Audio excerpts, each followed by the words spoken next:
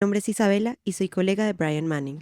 Brian es el ex oficial de asilo que creó esta capacitación que tengo el placer de presentarte. Brian basó esta capacitación en su experiencia como oficial de asilo y me pidió que la compartiera contigo. De ahora en adelante voy a hablar como si yo fuera Brian, ya que esa es la perspectiva desde la cual se creó la capacitación. Entonces, cuando me escuches decir algo como cuando yo era oficial de asilo, me refiero a Brian y no a mí, Isabela. Solo quería dejarlo claro antes de que comencemos. Ahora sí, comencemos. Hola y bienvenido a una capacitación muy especial llamada Preparando el escenario, precondicionando al oficial y armando el camino para llegar al sí. ¿De qué se trata esta capacitación? Bueno, vamos a hacer que el oficial de asilo te ame a ti y a tu caso antes de que pongas un pie en su oficina. Nos aseguraremos de que tengan una excelente opinión de ti y que piensen favorablemente sobre tu caso. Vamos a hacer que tu entrevista comience con el pie derecho para facilitar el trabajo del oficial. Le daremos todo lo que necesitas saber sobre tu caso y por qué eres exactamente elegible para el asilo antes de tu entrevista. Y lo haremos preparando el escenario con una presentación suplementaria, que también se conoce como entrega complementaria. Antes de pasar a las tácticas,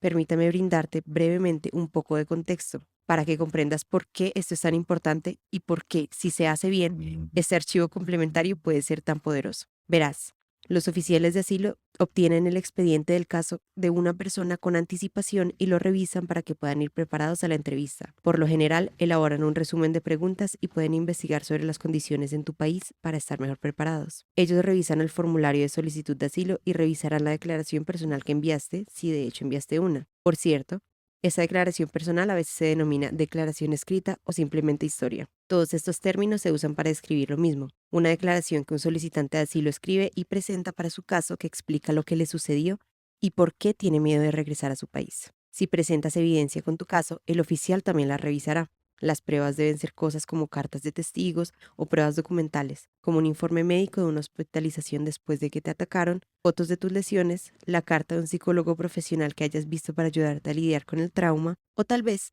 incluso mensajes de texto amenazantes. Si envías informes sobre lo que sucede en tu país, como artículos de noticias o informes de organizaciones sin fines de lucro u otros gobiernos, el funcionario podría revisarlos, pero por las razones que detallaré en un minuto, probablemente no dedique mucho tiempo a esto, a menos que lo presientas de cierta manera. Te diré cómo hacerlo en solo un minuto. Por cierto, llamamos a estos informes colectivamente Información del País de Origen o COI por sus siglas en inglés. También puedes escuchar que eso se conoce como Información sobre Condiciones del País. Entonces, en resumen, esto es lo principal que las personas a veces envían y que el oficial debe revisar antes de tu entrevista: la solicitud de asilo, la declaración personal, las pruebas y la información del país de origen. Colectivamente, llamaremos a los elementos más allá de tu solicitud los materiales escritos para tu caso. Entonces, en esta capacitación, cuando uso el término materiales escritos, me refiero a declaraciones personales, pruebas e información sobre el país de origen. Ten en cuenta que hay un elemento adicional que te recomiendo que le proporciones a la oficina de asilo antes de tu entrevista, que es un cronograma. Eso es un poco avanzado y lo cubro en un curso separado. ¿De acuerdo? Entonces, cuando el oficial de asilo está bien preparado y cuando entiende la naturaleza del caso y sus aspectos clave con anticipación, es más probable que la entrevista en sí salga bien y sea más fácil de llegar a cabo para el oficial.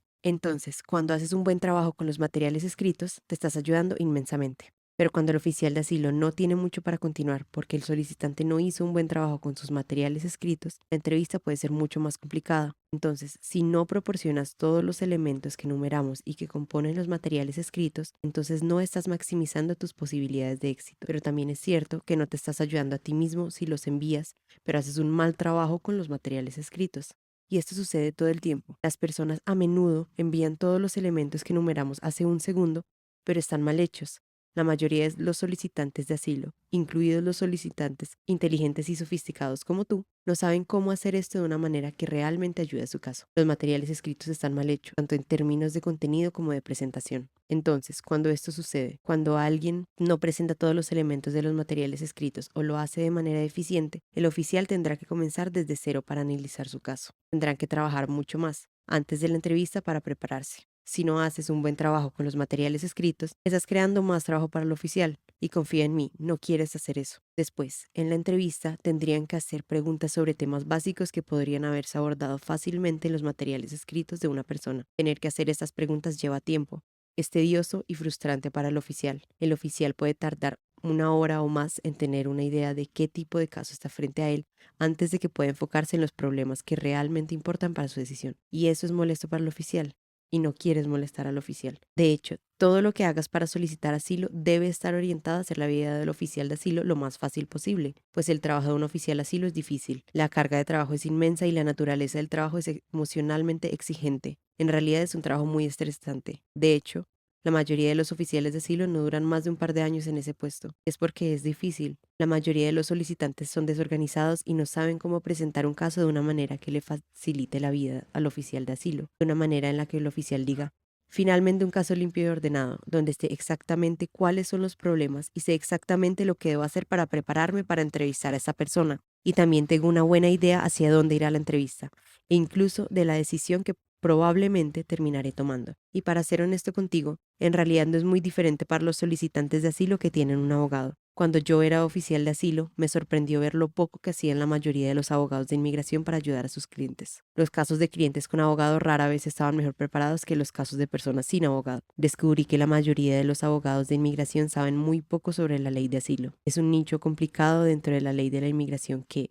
francamente, la mayoría de los abogados de inmigración no se toman el tiempo de dominar. E incluso más frustrante que la falta de conocimiento de los abogados, pues su falta de esfuerzo. La mayoría prácticamente no hizo nada para ayudar a su cliente a presentar un buen caso. La mayoría simplemente ayuda a la persona a completar el formulario de solicitud. Te aseguro que eso no es lo suficiente para darte una mejor posibilidad de éxito. Ahora, aquí están las buenas noticias. Las expectativas son bajas. ¿Qué quiero decir con eso? Bueno, el hecho de que la mayoría de la gente deje al oficial de asilo en la oscuridad con sus materiales escritos significa que destacarás aún más si le das al oficial de asilo de antemano lo que necesita para entender y prepararse para tu caso. Te aseguro que serás juzgado en comparación con otros solicitantes. Si tus materiales escritos son incluso objetivamente decentes, te parecerán sobresalientes al oficial, que está acostumbrado a no ver nada de la mayoría de los solicitantes o materiales escritos que simplemente no son útiles. Bueno, y los oficiales de asilo son humanos. Si les facilitas la vida, se inclinarán a verte más favorablemente. Puedes ir a tu entrevista con el oficial, al que le gustes tú y tu caso, porque esencialmente hiciste una gran parte del trabajo por ellos. Les mostraste con anticipación lo que necesitaban ver y lo preparaste de una manera que dejen claro exactamente por qué eres elegible para el asilo.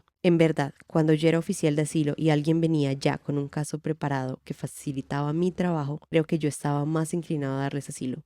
No estoy diciendo que así es como debería ser, pero así es, porque los oficiales de asilo son humanos, están sujetos a las emociones y la psicología humana. Si haces lo que les gusta al presentar tu caso de una manera que les haga la vida más fácil, esto no puede evitar que la aguja se mueva en una dirección favorable. Para ser claros, no estoy diciendo que si solo presentas los documentos correctos de la manera, definitivamente obtendrás asilo, pero honestamente creo que puedes obtener una ventaja al hacer esto de la manera correcta, tanto al proporcionar la información correcta con anticipación como a predisponer al oficial a ver tu caso favorablemente. Y ese es el objetivo de lo que yo llamo la presentación suplementaria que puedes hacer. Precondicionar al oficial para que le gustes tú y tu caso, para moverlos hacia la respuesta sí, incluso antes de poner un pie en su oficina. Usada como verbo, la palabra precondicionar significa condicionar una acción para que suceda de cierta manera. La idea es que puedas sentar las bases. Puedes configurar las cosas de una manera que hagas que una acción deseada sea más o menos probable que suceda. Puedes influir en una decisión por lo que haces antes de tiempo. Entonces, aplicado a tu entrevista de asilo, puedes condicionar previamente al oficial para que quiera otorgarte asilo, haciendo que le guste y entienda tu caso antes de que se lleve a cabo tu entrevista.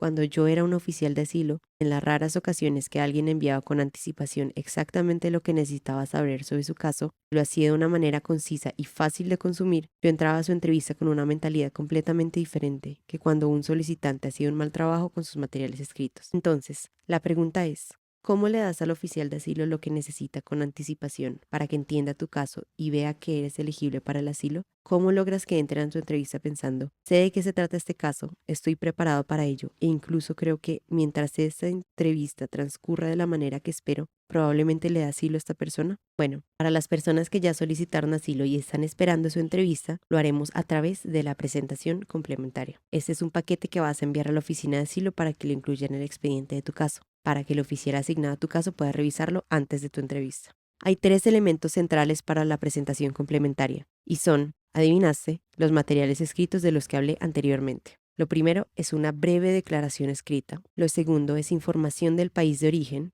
y lo último es la evidencia. Ahora vamos a cubrir cada uno de estos. Te diré qué hacer para cada uno de esos tres elementos y luego cómo preparar y enviar esta presentación. Antes de saltar al primer elemento de la presentación suplementaria, la declaración escrita, permítame decirte que creo que debes hacer esta presentación suplementaria incluso si ya proporcionaste estos elementos cuando solicitaste asilo. Sí, eso es correcto. Incluso si presentaste una declaración personal, evidencia e información sobre el país de origen al mismo tiempo que tu solicitud de asilo, es casi seguro que querrás hacer una presentación complementaria que contenga estos mismos elementos. ¿Por qué? Bueno, cuando solicitaste asilo no sabías lo que sabes ahora. Ahora que estás haciendo mis capacitaciones, sabes lo que el oficial de asilo realmente necesita saber sobre tu caso, estás aprendiendo cómo dárselo. Ahora te encuentras en una posición mucho mejor que antes para preparar el escenario con documentos. En resumen, es casi seguro que habrá mucho margen de mejora en términos de lo que ya enviaste. Ahora sí, ¿estás listo para comenzar con los tres elementos de la presentación complementaria? Excelente, vamos a ver. El primer elemento es la declaración escrita. Lo más probable es que no abordaste adecuadamente todos los elementos del marco CHIPS en tu solicitud o en la declaración personal que tal vez enviaste con ella. Si no sabes a lo que me refiero cuando hablo sobre el marco CHIPS, por favor mira mi capacitación llamada El marco CHIPS para el éxito del asilo. Realmente es fundamental. Necesitas saberlo para construir el caso de asilo más sólido posible. Ahora, comprende que es perfectamente normal que la declaración escrita que enviaste anteriormente sea inadecuada. Casi nadie hace esto correctamente sin tener el beneficio de las capacitaciones en las que estás invirtiendo. La declaración escrita, que es parte de tu presentación complementaria, es tu segunda oportunidad. Si presentaste una declaración por escrito anteriormente, esta nueva es como una repetición, solo que no pretende reemplazar lo que enviaste con los materiales de tu solicitud. Está destinado a complementarlos. Es tu oportunidad de regresar y abordar sucintamente los elementos del marco CHIPS, especialmente las partes que representan daño, intención y terreno protegido.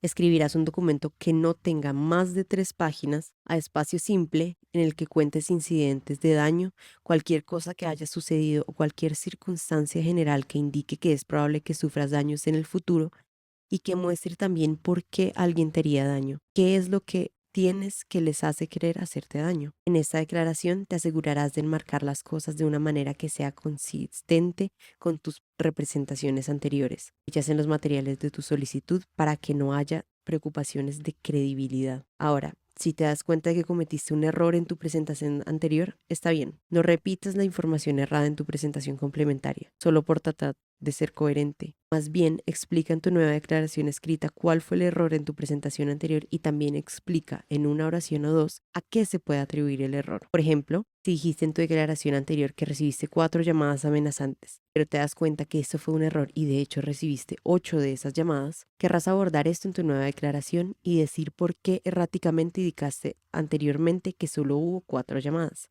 Por ejemplo, ¿el 4 errante en realidad fue solo un error de traducción? En tu declaración original, que escribiste en tu propio idioma, decía 8, pero el traductor accidentalmente puso 4 en la traducción al inglés. Y es así, solo dilo en tu nueva declaración. Recuerda, la honestidad es la mejor política. Sé honesto y abierto, ¿de acuerdo? Y por cierto, si no estás seguro de lo que había en tu envío anterior, como porque no pudiste hacer una copia de todo o tal vez lo hiciste pero lo perdiste, entonces debes hacer una solicitud de ley de libertad de información para solicitar una copia digital de todo tu expediente migratorio. Definitivamente querrás revisar todo lo que contiene con mucho cuidado a medida que elaboras tu presentación complementaria. Para realizar una de estas solicitudes, simplemente puedes buscar en Google USCIS, FOIA, y el resultado que deseas debe ser el primero que se ve así. Haz clic en él y luego en la página siguiente. Desplázate hacia abajo un poco y haz clic en el botón verde que dice Solicitar registros de USCIS. Luego, simplemente sigue las instrucciones para solicitar una copia en PDF de todo lo que USCIS tiene en tu archivo. Ok, entonces, ¿qué más va en tu nueva declaración escrita? Bueno, la usarás para abordar de frente cualquier cosa en tu historial que pueda sugerir que eres un riesgo para la seguridad. En mi opinión, es mejor ser proactivo y plantear estos problemas tú mismo que jugar a la defensiva esperando que el oficial te confronte durante tu entrevista. Entonces, necesitas explicar por qué estás enviando esta declaración personal como parte de tu presentación suplementaria. Bueno, si no enviaste una declaración por escrito con los materiales de tu solicitud, entonces en la parte superior de la declaración que hemos estado discutiendo, puedes poner algo como le escribo para decirle por qué estoy solicitando asilo. Estaré encantado de brindar más detalles en mi entrevista, pero quería que supieran con anticipación algunas de las principales cosas que han sucedido, que me hacen temer que me hagan daño si tengo que regresar a mi país. Por cierto, no estoy diciendo que debas usar ese lenguaje exactamente, no deberías. El lenguaje que utilices debe ser tu propio lenguaje. Tu declaración debe ser 100% tus propias palabras.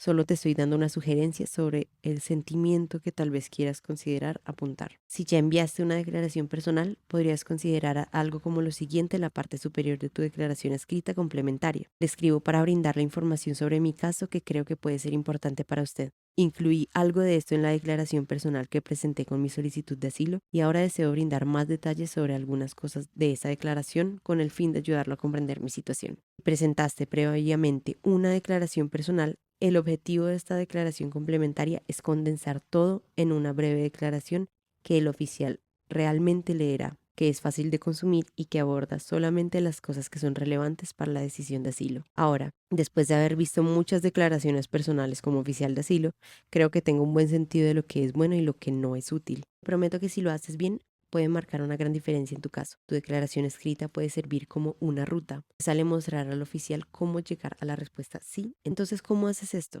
¿Cómo escribes una declaración sucinta y convincente que le brinde al oficial la información que necesita? ¿Cómo les muestras antes de poner un pie en su oficina para tu entrevista que se te debe otorgar asilo? Bueno, eso es lo que enseño en detalle en mi entrenamiento llamado la declaración personal perfecta. Ahí es donde debes acudir para obtener una guía paso a paso sobre cómo elaborar este documento tan importante. Entonces, por favor, mire ese entrenamiento. De hecho, míralo 2 veces. Tenlo a mano siempre mientras estás escribiendo tu nueva declaración y ve parte por parte para asegurarte de seguir mi guía lo más fielmente posible. Ahora, observa cómo utilicé la palabra guía. Ese es mi entrenamiento en la declaración personal. Es un consejo para el marco general y los elementos clave que debes abordar en tu declaración. Pero definitivamente no soy yo quien está haciendo la declaración por ti. Solo tú puedes hacerlo. De hecho, lamentablemente, no siento que pueda proporcionarte ni siquiera un ejemplo de declaración personal. ¿Por qué? Porque la oficina de asilo es increíblemente estricta con las declaraciones personales. A veces hacen varias preguntas sobre cómo hiciste para escribir tu declaración.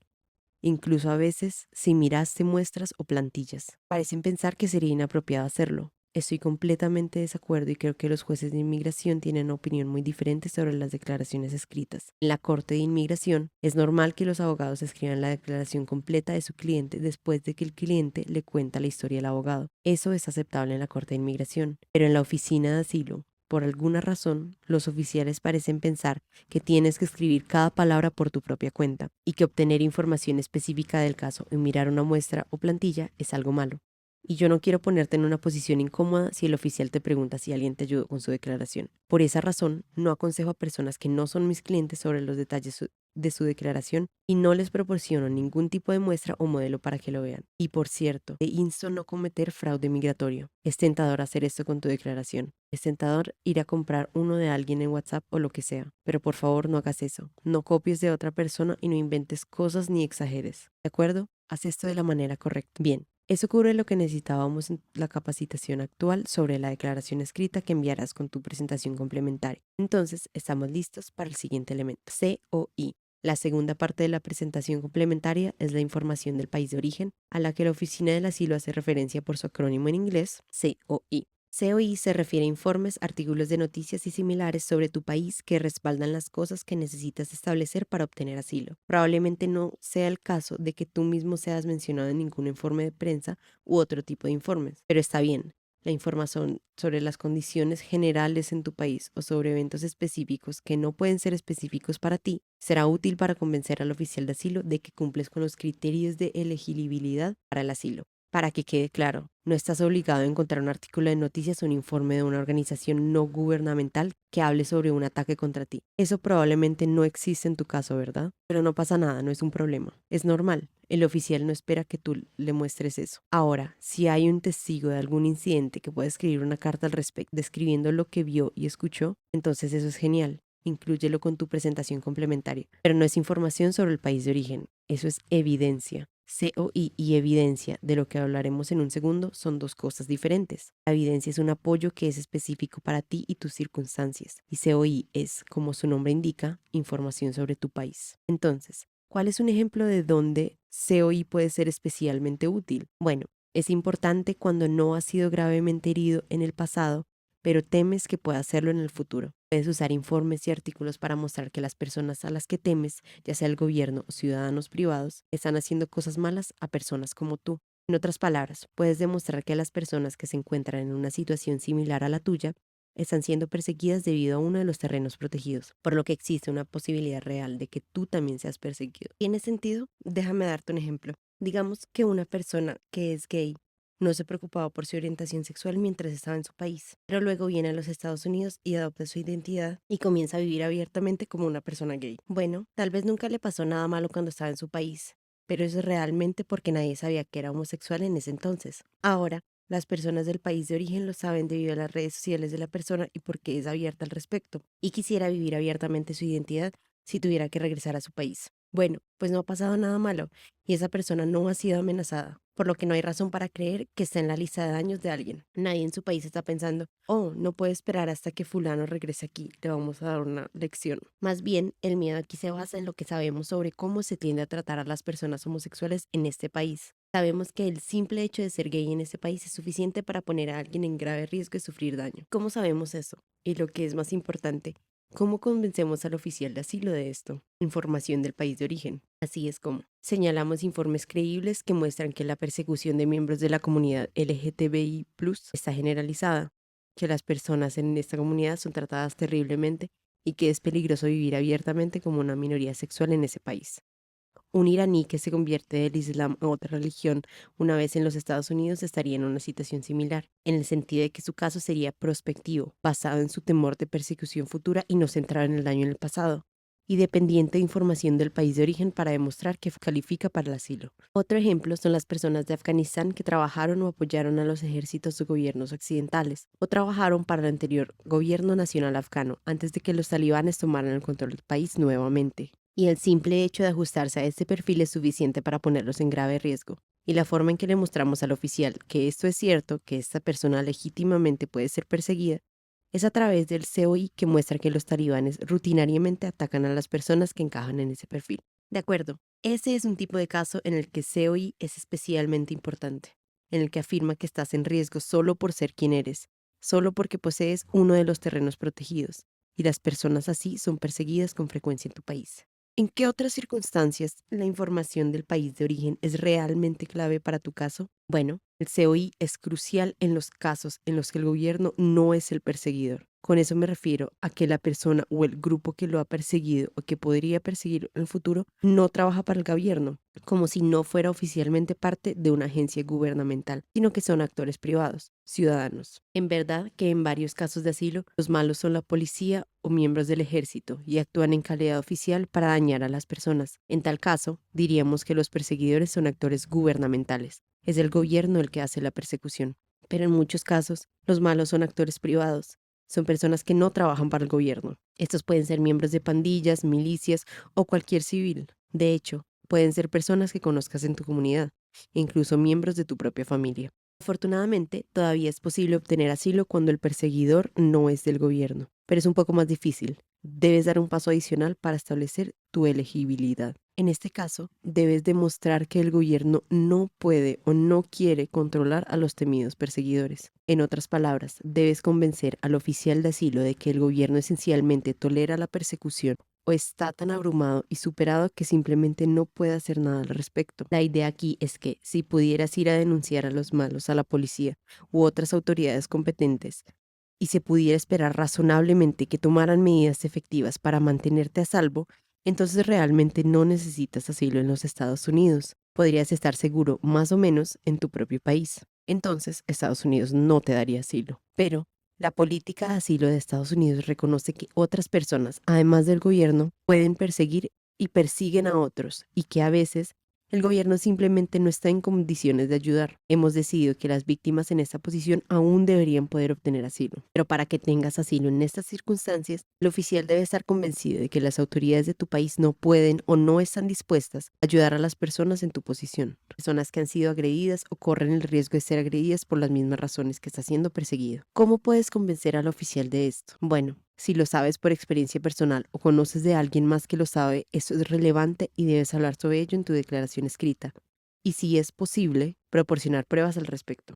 ¿Qué quiero decir? Bueno, si fuiste a la policía 3 veces después de haber sido atacado físicamente por un miembro de tu familia y la policía simplemente dijo, lo siento, no podemos ayudarlo, parece un asunto que debe resolverse dentro de la familia, Esto es importante para tu caso porque demuestra que las autoridades no están dispuestas a siquiera tratar de ayudarte. Debes informarle al oficial de asilo sobre esto. Pero hay muchos casos en los que el solicitante de asilo no tiene experiencia personal que demuestre que las autoridades no pueden o no quieren ayudarlo. Ahí es donde entra COI. E incluso cuando tienes experiencia personal, como si tal vez hayas pasado por algo similar al ejemplo que acabo de dar, donde la policía dijo, lo siento, no puedo ayudarte, todavía es una buena idea demostrar con COI que no se puede confiar en las autoridades para ayudar a personas como tú. Eso se debe a que el oficial puede pensar, bueno, podrías acudir a otras autoridades. Fuiste a la comisaría local, pero has puesto que si acudías a las autoridades federales en la capital o ibas a alguna otra entidad encargada de hacer cumplir la ley, ellos sí te ayudarían. Puedes rechazar ese modo de pensar con COI que muestre que el problema es generalizado, tal vez incluso en todo el país. COI que muestra que el daño que temes ocurre todo el tiempo, por lo que es obvio que las autoridades no pueden o no quieren realmente hacer mucho al respecto. La persona en el ejemplo que acabo de dar querría mostrarle al oficial con COI, si es posible, que su mala experiencia no fue un accidente único y aislado.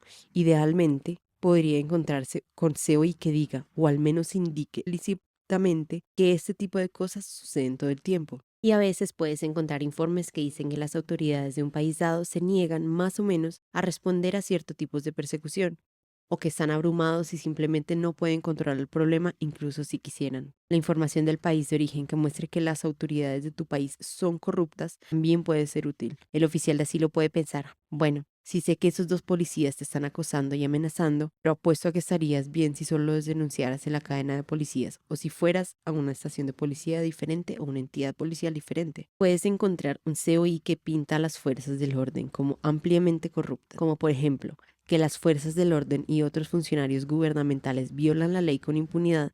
Entonces, esto puede ayudar a tu caso. Para los clientes de mi bufete de abogados, generalmente incluyo COI en este sentido, mostrando cuán corrupto y generalmente ineficaz es el aparato de seguridad en un país, incluso cuando el perseguidor es el gobierno. Quiero pintar una imagen de un entorno en el que simplemente no se puede contar con las autoridades para ayudar a mi cliente. Hemos discutido el uso de COI en casos en los que necesitas demostrar que estás en riesgo de ser perseguido solo por ser quien eres y en casos en los que el perseguidor es un actor privado. Pero ¿bajo qué otras circunstancias puede ayudarte la información del país de origen? Bueno, si te han amenazado o lastimado en el pasado, puede ayudarte a demostrar que es probable que las personas que te hicieron esto te vuelvan a lastimar en el futuro, y tal vez de una manera que sea aún más grave de lo que ocurrió en el pasado. COI puede ayudar a convencer al oficial de asilo de que es probable que los perseguidores temidos lleven a cabo sus amenazas contra ti, porque vemos en los informes que, una vez que alguien está en la lista de estos malos, los malos realmente siguen adelante. Le hacen daño a las personas como tú con tanta frecuencia y con tanta severidad que hay muchas razones para creer que de hecho te perseguirán en el futuro. Pues COI puede ayudar a demostrar que las amenazas que puedes haber recibido no son huecas, que los malos van en serio cuando deciden que no les gusta a alguien. Podemos ver esto en Venezuela, donde las personas que se oponen al gobierno a menudo son objetos de daño por parte del gobierno o sus partidarios. A veces una persona habrá tenido un conflicto con el gobierno o sus simpatizantes y puede haber sufrido daños, pero no de una gravedad terrible, y puede haber recibido algunas amenazas. El oficial de asilo puede pensar, sí, lo que te pasó es malo, pero no es tan grave y esas amenazas de muerte parecen ser solo palabras. No estoy convencido de que las personas malas realmente tengan la intención de matarte o, algo dicho de otra manera, dañarte gravemente, porque hicieron esas amenazas hace bastante tiempo y te quedaste en tu país por tiempo después y nunca continuaron ni siguieron las amenazas o persiguiéndote. En otras palabras, el oficial podría creer que todo es palabrería. Cree que los temidos perseguidores no se toman en serio la persecución en el futuro. Bueno, pues el COI puede ayudar a mostrar que las personas malas hacen cosas terribles a las personas que han considerado disidentes políticos con tanta frecuencia que es razonable concluir que es probable que de hecho eventualmente lleven a cabo sus amenazas. La idea es decir, mira, los informes nos muestran que una vez que alguien entra en la lista de estas personas malas, es solo cuestión de tiempo antes de que ellos hagan algo extremo. Entonces, el hecho de que no actuaron sobre sus amenazas en el pasado no significa que no actuarán sobre ellas. Vemos en el COI que los malos terminan haciendo el tipo de cosas que han amenazado con hacerme. Ten en cuenta que el COI también puede ayudar a mostrar el motivo de los perseguidores. Recuerda, debes demostrar que están motivados, al menos en gran parte, por el hecho de que posees uno de los 5 terrenos protegidos por la política de asilo de Estados Unidos. Y si el motivo no está del todo claro a partir de las palabras que los perseguidores han usado en tu caso o de las circunstancias particulares de tu caso, Entonces el COI puede ayudar a convencer al oficial de que de hecho la persecución está ocurriendo por el hecho de que posees un terreno protegido. Entonces, por ejemplo, si sospechas que las cosas malas te están sucediendo debido a tu religión, pero no hay nada concreto que puedas señalar en términos de que los perseguidores dijeran algo sobre tu religión, sería útil armar un COI que muestre que las personas a las que temes están hiriendo a víctimas de la misma religión que tú y que no hay indicios de que los perseguidores estén haciéndole daño a gente que no es miembro de tu religión. Bien, daré un par de ejemplos más de los tipos de circunstancias en las que COI puede ser especialmente útil y luego veremos cómo encontrar el COI correcto, cómo usarlo. COI puede ser útil para demostrar que realmente no hay ningún lugar en el país al que puedas ir para evitar futuras persecuciones, que realmente no estarías seguro en ningún lugar de tu país. Esto es especialmente importante cuando el perseguidor es un actor privado y no el gobierno. El oficial de asilo esperará que expliques por qué no puedes simplemente mudarte dentro de tu país a otro lugar y estar seguro. Su trabajo se vuelve más fácil si puedes armar un COI que indique que la persecución del tipo que temes no solo en lugares aislados dentro de tu país, sino en todo el país. COI puede ser crucial en los casos en los que el solicitante de asilo estuvo en otro país después de salir de su propio país, pero antes de ingresar a los Estados Unidos, y tenía algún tipo de estatus migratorio legal en ese tercer país. Si su estatus migratorio en el tercer país es incluso posiblemente permanente, entonces puede ser útil señalar fuentes oficiales de ese país para convencer al oficial de asilo de que este estatus no era de hecho permanente. Esto puede ser complicado. Implica el análisis de las políticas de inmigración del tercer país, por lo que es posible que desees que un abogado de ese país te ayude a explicar por escrito al oficial de asilo cómo funciona exactamente el estado que tenías y por qué no debería considerarse como permanente. Bien, una nota muy importante sobre COI. Debes usar recursos fidedignos y autorizados. Con esto quiero enfatizar que no puedes simplemente señalar cualquier informe o declaración anterior que se encuentre en línea y esperar que influya en el oficial de asilo. Todo el mundo sabe que hay muchos informes falsos y fuentes sesgadas por ahí. Es probable que el oficial de asilo le dé menos peso a tu COI si ve fuentes con las que no está familiarizado. Y los oficiales en realidad están capacitados para usar ciertos recursos al hacer su propia investigación del país de origen, lo que se supone que deben hacer para cada caso individual. Solo para dar un ejemplo, los oficiales usan de manera rutinaria y confían en el informe anual de derechos humanos que el Departamento de Estado de los Estados Unidos emite para cada país. Esto es ampliamente considerado como un recurso autorizado. Probablemente la forma más fácil de encontrarlo es buscar en Google Informe de Derechos Humanos de state.gov y luego el nombre de tu país. Deberías verlo en la parte superior de los resultados de la búsqueda. El nombre formal del informe es Informes de Países sobre Prácticas de Derechos Humanos. Se parece a esto. Observa cómo en la parte inferior izquierda de esta captura de pantalla dice Informes de Países de 2021. Ese es el enlace que te llevará directamente a la versión más reciente del informe de derechos humanos. Ten en cuenta que están un poco atrasados. Nunca verás un informe que sea del año en el que realmente estás buscando los informes. Los nuevos suelen salir en primavera y cubren el año natural anterior. Entonces, cuando hacemos clic en eso, nos lleva a una página que se ve así. A la derecha, haré clic en el menú desplegable para seleccionar una ubicación y luego me desplazaré hacia abajo para encontrar el país en el que quiero el informe o simplemente escribirlo en el cuadro pequeño y hacemos el clic en el nombre del país cuando aparece. Digamos, por ejemplo, que hago clic en el país Eritrea. ¿Qué sucede después? Bueno, te llevan al informe de derechos humanos de 2021 para Eritrea, que se ve así. Puedes leerlo aquí en la página web o puedes hacer clic en el pequeño enlace Descargar a la izquierda para obtener un PDF del informe.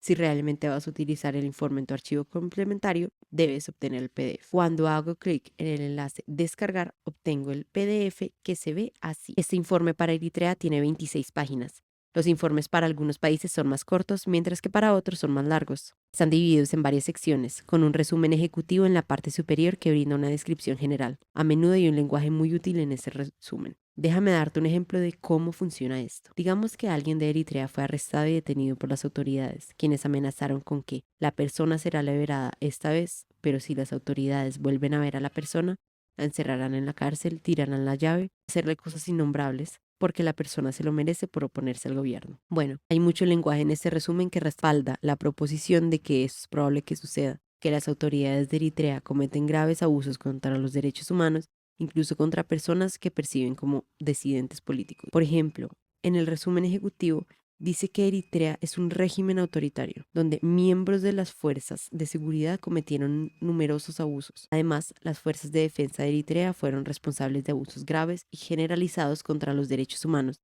incluida la ejecución, la violación y la tortura de civiles. Además, según el informe de derechos humanos, los problemas significativos de derechos humanos incluyeron informes fidedignos de asesinatos arbitrarios, desaparición forzada, tortura, condiciones penitenciarias y de centros de detención duras y potencialmente mortales, detención arbitraria, prisioneros políticos, serios problemas de dependencia judicial, injerencia arbitraria o ilegal en la privacidad, abusos graves en un conflicto, incluidos daños a civiles generalizados y ilegales, violaciones y desapariciones forzadas, entre otros. Además, en la página siguiente, al final del resumen ejecutivo, vemos que el gobierno generalmente no tomó medidas para investigar, enjuiciar o castigar a los funcionarios que cometieron abusos contra los derechos humanos. La impunidad por tales abusos era la norma. Eso suena como el tipo de país en donde las amenazas que recibió nuestro hipotético solicitante de asilo se llevarán a cabo, ¿no es así? Hay mucho en lo que sigue que es relevante para alguien como nuestro solicitante hipotético que ha sido amenazado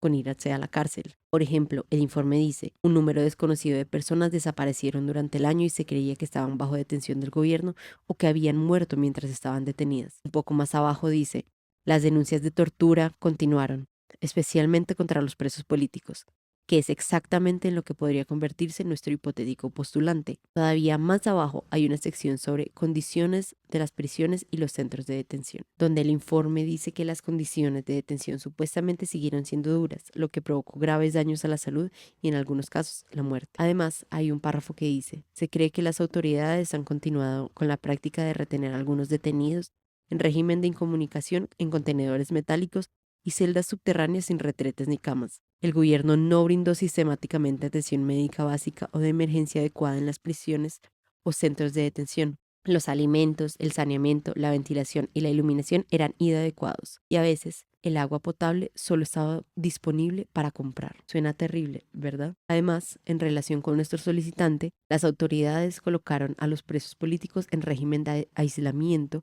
con más frecuencia que a otros detenidos. Se pensaba que era más probable que los presos políticos estuvieran recluidos en celdas subterráneas. Todo esto ayuda al oficial a comprender lo mal que están las cosas en Eritrea para las personas a quienes el gobierno considera opositores políticos y a quienes detiene. Entonces, podemos ver que hay muchas cosas útiles en ese informe. La pregunta es, ¿cómo lo usarías? ¿Cómo lo preparas y se lo presentas al oficial? Porque aquí está la cosa, no puedes simplemente imprimir ese informe o cualquier otra fuente de COI, colocarlo en tu archivo complementario y esperar a que tenga un impacto en el oficial. Te prometo que si envías un informe de 60 páginas o incluso uno más corto, como este informe sobre Eritrea de 26 páginas, sin dirigir la atención del oficial a la parte exacta que es relevante para tu caso, no te ayudará. Simplemente no tienen tiempo para lidiar con esto. No van a revisar para encontrar las partes relevantes que respaldan tu caso.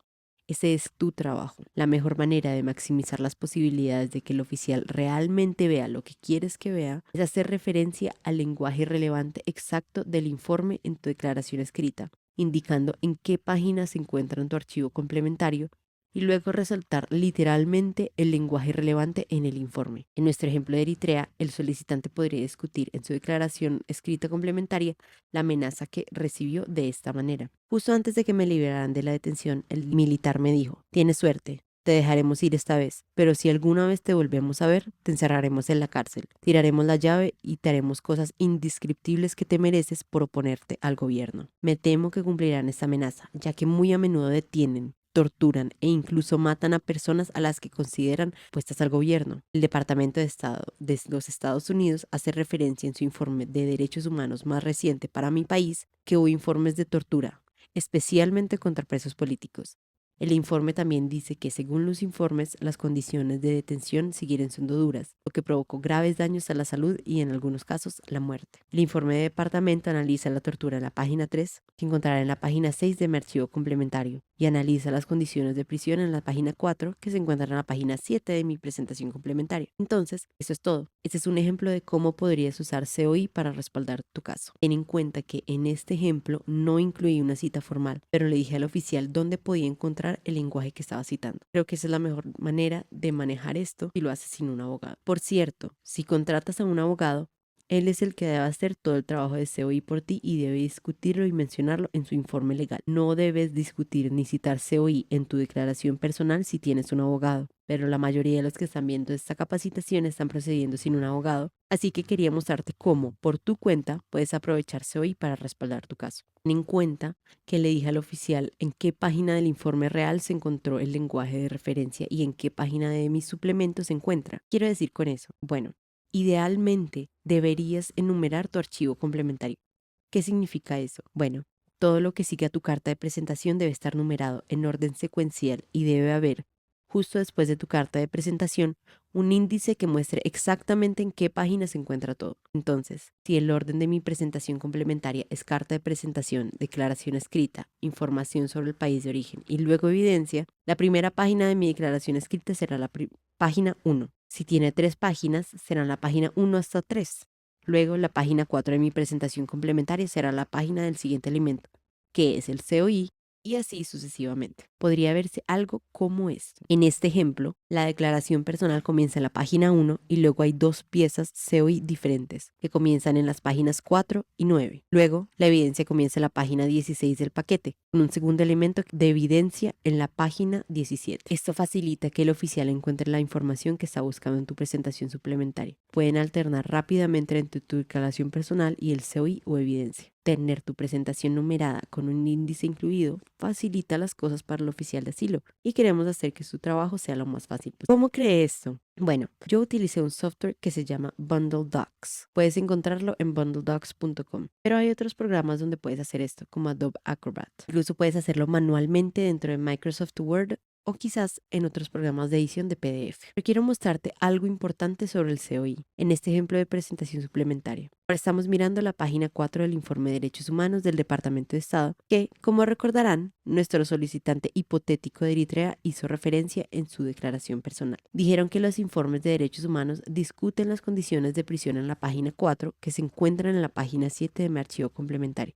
Bueno, aquí está. Esta es la página 7 de la presentación complementaria. Y observa lo que he hecho. He resaltado el idioma exacto al que quiero que el oficial le preste atención. He resaltado las partes que creo que son más relevantes para el caso del solicitante. Y definitivamente querrás hacer esto en tu presentación complementaria. Debes resaltar el idioma más importante en el recurso que le estás proporcionando al oficial. Si literalmente citas algo del COI, debes resaltar ese lenguaje que has citado en tu declaración personal. ¿Y cómo lo puedes resaltar? Bueno, pues Bundle Docs tiene una función que te permite manipular, incluso resaltando los archivos PDF que cargas. Pero también puedes hacer esto con otros programas PDF. Por ejemplo, si tienes una computadora Mac, puedes resaltar los archivos PDF en el programa de vista previa. También puedes hacer esto en Adobe Acrobat, así como un servicio que me gusta que se llama Small PDF. Recomiendo hacer estos resaltados electrónicamente en lugar de imprimir el archivo complementario y luego usar un resaltador real para resaltar físicamente las partes relevantes. ¿Por qué?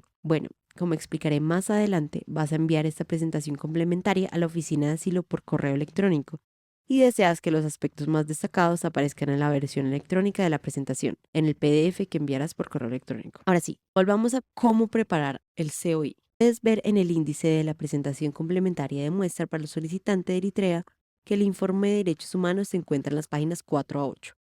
¿Recuerdas cuántas páginas tenía realmente el informe? Así es, eran 26 páginas. Entonces, ¿por qué incluir solo 5 páginas en la presentación complementaria? Bueno, verás, solo deseas incluir las partes relevantes de los informes. Si se trata de un artículo de noticias que estás incluyendo, entonces sí, inclúyelo todo, incluso si tiene varias páginas y no todo es relevante para tu caso. Pero para los informes, recomiendo usar solo las porciones relevantes. Algunos de estos son largos y no deseas enterrar en papeles al oficial de asilo. Incluso solo ver un archivo de caso de asilo masivo puede causar estrés en el oficial, incluso haciéndoles pensar, ¿sabes qué? Eso está demasiado difícil.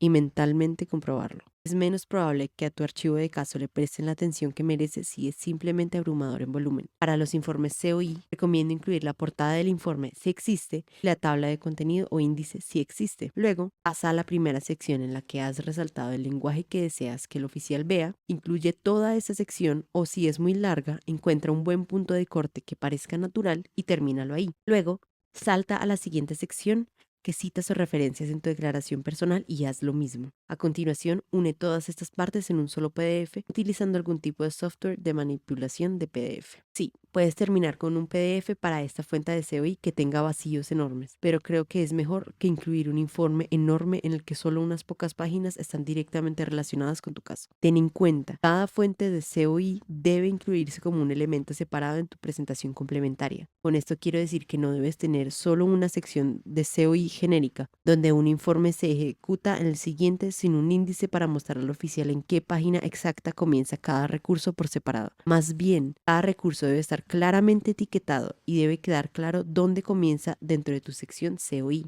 Eso es lo que he hecho aquí en este ejemplo, donde tenemos distintas fuentes de COI, el informe de derechos humanos y luego un informe de una organización de derechos humanos llamada Amnistía Internacional. Bien, ahora sabes cómo compilar el COI correctamente y cómo crear tu archivo complementario de una manera que proporcione numeración e índice para facilitar al oficial de asilo el manejo de todo. Pero, ¿y las fuentes? ¿Dónde debería ir a buscar COI autorizado en el que el oficial confíe? ¿Cómo puedo generar el mayor impacto posible en el oficial a través de la selección de los mejores recursos? Bueno, hemos estado hablando sobre el informe de derechos humanos y ese es uno que siempre deberías considerar utilizar. Pero ¿qué más? Como regla general, deseas apegarte a los recursos principales, cosas con las que el oficial esté familiarizado y que no lo harán pensar, espera, ¿no es este informe el que publicó un grupo extremista loco allá afuera muy lejos en las laderas? Entonces te quiero compartir algunos buenos recursos para COI, muchos de los cuales se les enseña a los oficiales de asilo en su capacitación para que los utilicen en sus propias investigaciones. Es posible que desees comenzar con este enlace, que es un sitio web del Sistema Judicial de Inmigración de Estados Unidos, donde ya han agregado ciertos informes para la mayoría de los países. Haces clic en tu país y te muestra un montón de informes relevantes para él. Y, por ejemplo, está la página de Eritrea,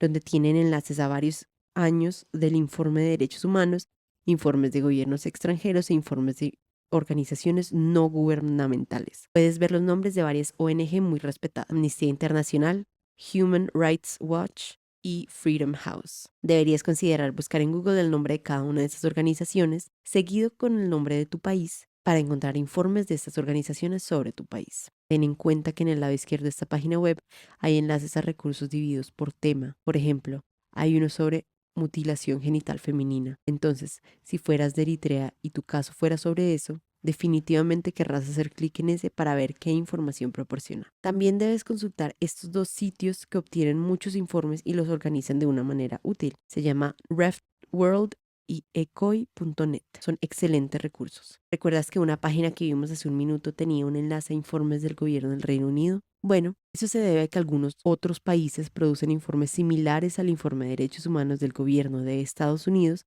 y pueden servir como COI útiles. Aquí puedes encontrar el de Noruega, aquí puedes encontrar los informes de Australia, aquí los de Canadá y aquí los de Reino Unido. Hemos estado hablando principalmente de informes de gobiernos y ONGs, pero los artículos de noticias tradicionales también pueden ser útiles. Recomiendo los siguientes medios: The New York Times, The Washington Post, Al Jazeera, The BBC, The Wall Street Journal, The Guardian, Bloomberg y Reuters. Estas son todas las fuentes con las que un oficial de asilo estadounidense estará familiarizado y probablemente confiará. También hacen buenos reportajes sobre asuntos internacionales, por lo que pueden tener historias relevantes para tu caso. Ten en cuenta que también puedes buscar simplemente COI en Google, buscando el nombre de tu país para encontrar más cosas relevantes para tu caso, como por ejemplo, persecución de disidentes políticos en Eritrea. ¿Cuánto COI debes proporcionar? Bueno, no puedo darte una respuesta firme sobre esto. Solo necesitas proporcionar todo lo que sea necesario para mostrarle al oficial lo que necesitas saber sobre tu país. Es posible exagerar. No es necesario que incluyas 5 recursos diferentes para respaldar la proposición de que la policía de tu país es corrupta y no se puede contar en ella para que se tome en serio las denuncias del daño que temes. Diría que 2 o tal vez 3 fuentes que lleven a cabo ese punto serán suficientes. Bien, ahora que sabes qué tipo de COI puede ayudarte, dónde encontrarlo y cómo presentarlo, estamos listos para darte el siguiente y último elemento de la presentación suplementaria: la evidencia. Por evidencia, me refiero a cualquier elemento que esté directamente relacionado con tus circunstancias personales que respalden tu caso. El COI del que acabamos de hablar es de naturaleza más general y aborda lo que está sucediendo en tu país. La evidencia, por el contrario, está estrechamente ligada a ti personalmente. Es posible que hayas presentado evidencia con tu solicitud que ayude a probar que lo que dices que te sucedió en realidad sí sucedió, o que corres el riesgo de sufrir daños en el futuro. Pero es casi seguro que hay más que puedes obtener para respaldar tu caso. Ahora que conoces el marco CHIPS que aprendiste en mi capacitación, el marco CHIPS para el éxito del asilo, ahora puedes llegar tan lejos en tu capacitación para la entrevista de asilo. Tienes una mejor comprensión general de cómo funciona el asilo y lo que necesitas mostrar al oficial para que te pueda otorgar asilo. Además, es posible que te hayan sucedido cosas desde que presentaste tu solicitud que el oficial necesita saber, para las cuales puedes obtener evidencia. Por ejemplo, es posible que las personas a las que temes hayan ido a tu casa o a la de tus vecinos en tu país y hayan preguntado por ti. Incluso hayan amenazado, hayan dicho algo como: díganle que los vamos a matar si vuelve otra vez. Esto es relevante para tu caso. Y si puedes obtener pruebas de ello, podría ayudarte. Por ejemplo, una declaración escrita de la persona a la que se le comunicó esta amenaza podría ser útil, al igual que cualquier captura de pantalla de cualquier amenaza realizada a través de las redes sociales o por mensaje de texto. Pero demos un paso atrás y discutamos qué tipo de evidencia puede ser útil.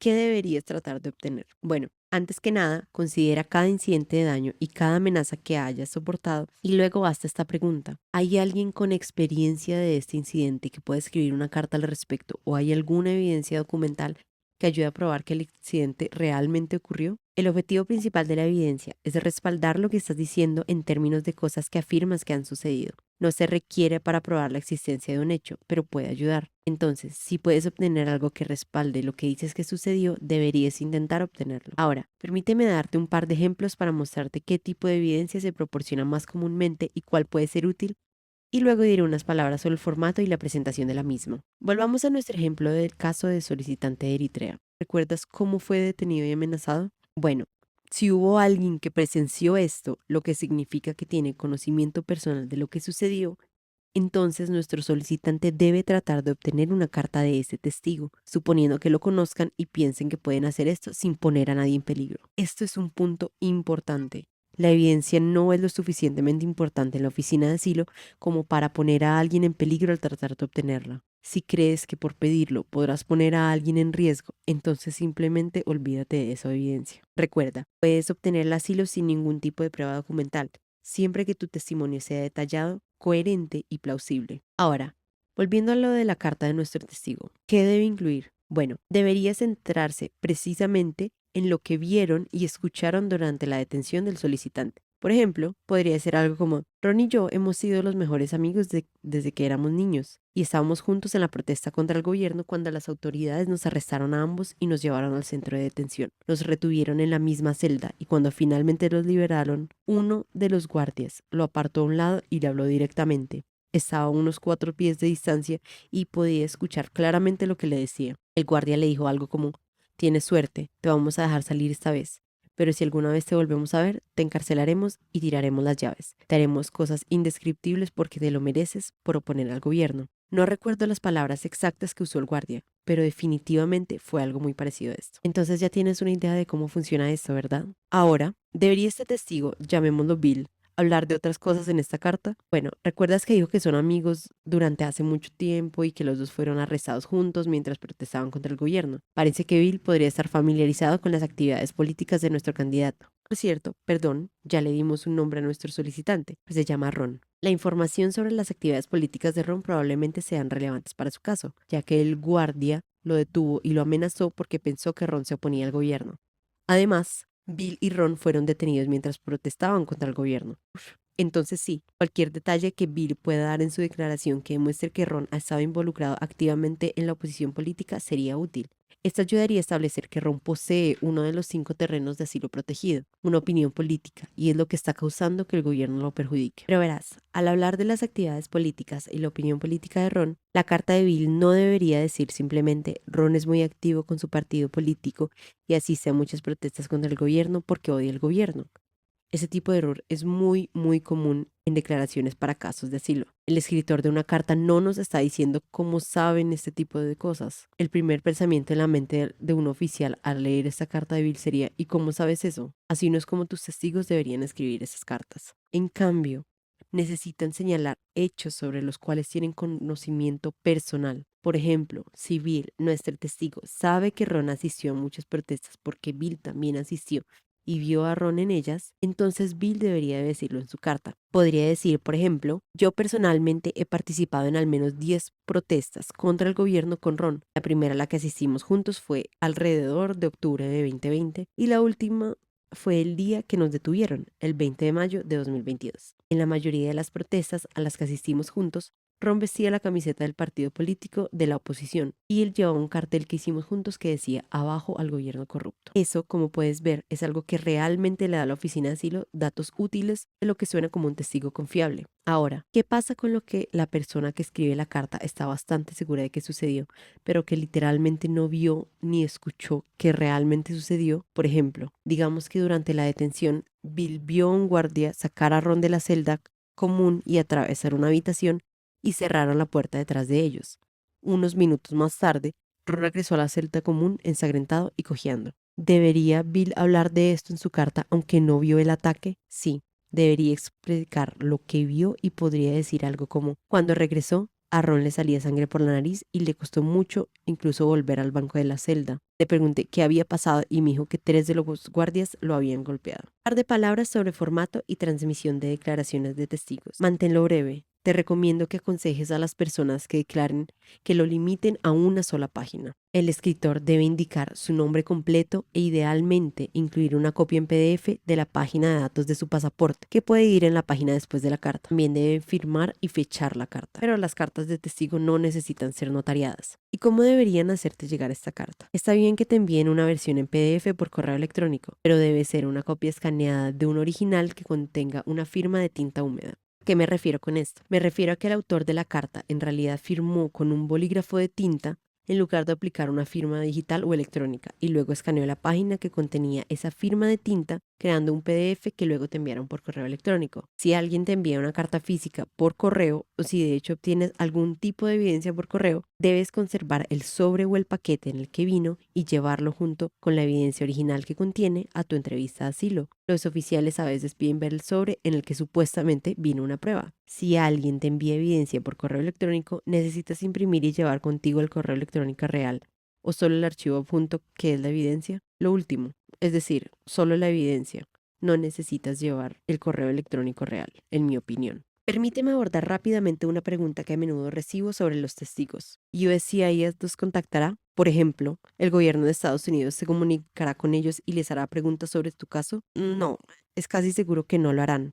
Las posibilidades de que esto suceda son tan bajas que no deberías preocuparte por eso. Bien, hemos hablado de obtener una carta de testigo de personas que puedan confirmar hechos que son importantes para tu caso, pero ¿qué otro tipo de evidencia deberías tratar de obtener? Si has sufrido daños y has buscado tratamiento médico, definitivamente intenta obtener pruebas documentales de esto. Por ejemplo, si puedes obtener una nota del médico o incluso un recibo que muestre que pagaste una visita al hospital, puede ser útil. Si tienes fotos de lesiones después de un ataque, como fotos que te muestran con un ojo morado, con un bulto en la cabeza o cualquier otro caso, inclúyelas también como evidencia. Los mensajes amenazantes por mensaje de texto o redes sociales son, por supuesto, relevantes y deben incluirse, al igual que cualquier mensaje o foto que demuestre que posees el terreno protegido que afirmas poseer. Esto es especialmente importante en los casos en los que todo el caso depende de que tú poseas ese terreno, en el sentido de que si realmente lo posees, es casi seguro que obtendrás asilo porque las personas que la poseen son ampliamente perseguidas en tu país. Entonces, para volver a los ejemplos que mencionamos anteriormente, un iraní que se ha convertido al Islam debe proporcionar evidencia de que, de hecho, se ha convertido.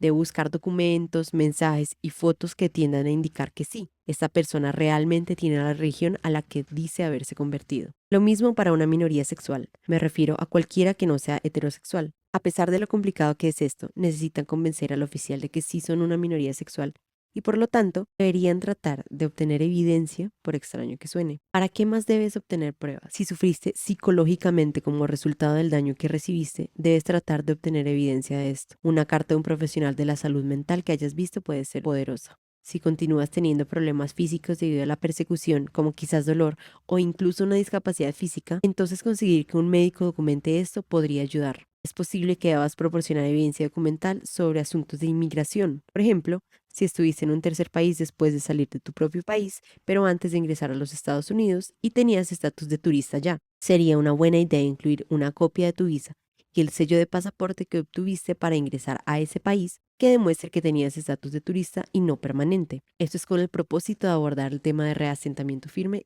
que mencionamos anteriormente. Desafortunadamente, no puedo hacer una lista exhaustiva de los diferentes tipos de evidencia que podrían ser útiles para un solicitante de asilo. Simplemente deja que tu principal guía sea esta. Si ayuda a abordar alguno de los elementos del marco CHIPS, entonces deberías intentar obtenerlo. Listo. Entonces, ¿cuántas pruebas necesitas? Bueno, al igual que en el COI, no hay una regla establecida y cada caso es diferente. Si ayuda a respaldar tu caso y puedes obtenerlo, entonces inclúyelo. Pero no necesitas 30 fotos tuyas en tu bautismo para demostrar que abrazas el cristianismo. 2 o 3 estarán bien. Del mismo modo, no necesitas 10 cartas de personas que hablen exactamente del mismo incidente y digan exactamente las mismas cosas. Diría que 2 es suficiente. Y de hecho, una sola probablemente esté bien. Estamos a punto de hablar sobre cómo preparar la evidencia y el resto de los elementos de la presentación complementaria. Pero primero, rápidamente, permíteme enfatizar que debes revisar toda la evidencia cuidadosamente antes de decidir usarla. Verifica las inconsistencias entre las pruebas y tus propios materiales de declaración y solicitud. Si hay inconsistencias o algo parece extraño, deberás solucionarlo. Puede significar que uno de ustedes, tú o alguien más, esté recordando mal algo, como quizás una fecha o algún otro detalle, y necesitas llegar al fondo. No querrás enviar cosas que contengan inconsistencias, a menos que tengas una muy buena razón para necesitar la evidencia y tengas una explicación buena e inocente para las inconsistencias. Muy bien, recomiendo poner la evidencia en orden cronológico en tu presentación suplementaria. Puedes ver que hice esto en nuestro ejemplo de Eritrea. Todas son fechas de 2022. Va el 20 de mayo, una fecha genérica de mayo, luego el 25 de mayo y finalmente el 1 de junio. Entonces, una vez que hayas organizado tu evidencia, el último elemento que necesitas es una carta de presentación. Esta es una carta súper simple que dice algo como: mi caso de asilo está pendiente en su oficina y le escribo para solicitarle que incluya en mi expediente los materiales adjuntos para que los considere el oficial de asilo. Esa presentación consiste en una declaración escrita por mí, información sobre el país de origen y prueba. Y a continuación, estás listo para colocar la carta de presentación al principio del paquete de suplementación complementaria. Puedes hacer esto: fusionar 2 archivos PDF, uno de ellos la carta de presentación y el otro los 3 elementos del archivo complementario, con varias herramientas de manipulación de PDF, como Small PDF, Adobe y Bundle Docs. En esta etapa, tienes la presentación lista en formato PDF, pero si es muy grande, como muchas páginas, es posible que debas comprimirlo con un software de administración de PDF para poder adjuntarlo a un correo electrónico.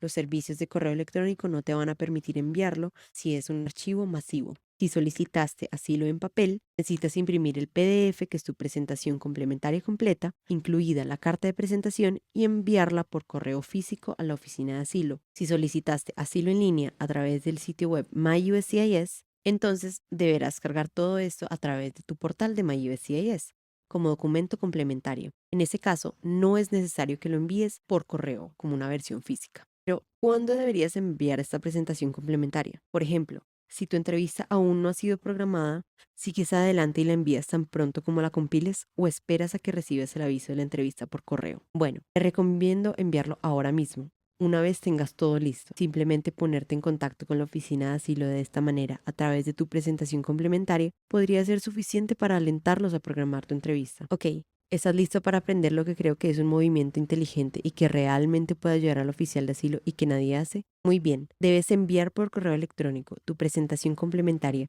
a la oficina de asilo después de recibir tu aviso de entrevista, que será alrededor de 2 semanas antes del día real de la entrevista. Envíalo a la dirección de correo electrónico genérica de la oficina de asilo y explica que es una presentación complementaria para tu caso, que tiene una entrevista programada, que les pides que envíen tu mensaje y el archivo adjunto al oficial del asilo asignado a tu entrevista. De esa manera, el oficial obtendrá la presentación en formato PDF, que es mucho más fácil de usar que una versión física. Créeme, facilita el trabajo del oficial si puede ver lo que es esencialmente todo tu caso, todo lo que necesitas saber en un solo documento en la pantalla de su computadora. Haz esto y el oficial te amará por ello, ¿de acuerdo? Eso es todo. Así concluye el entrenamiento. Muchas gracias por aguantar conmigo hasta el final. Es un honor apoyarte en tu viaje de asilo.